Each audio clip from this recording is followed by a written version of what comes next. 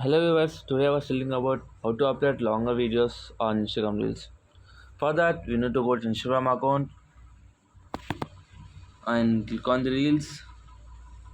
Here we see the camera. Click on that. Here we have a length of the on the fourth row. On fifth row we have a length of the video of the Instagram Reel. Just click on that.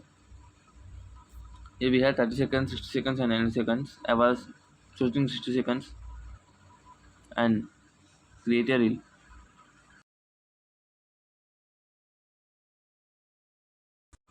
I was created a reel. This is the next button. If you like any audio means click on the first row and take the audio.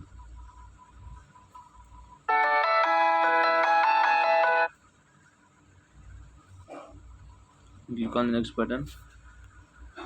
Thank you.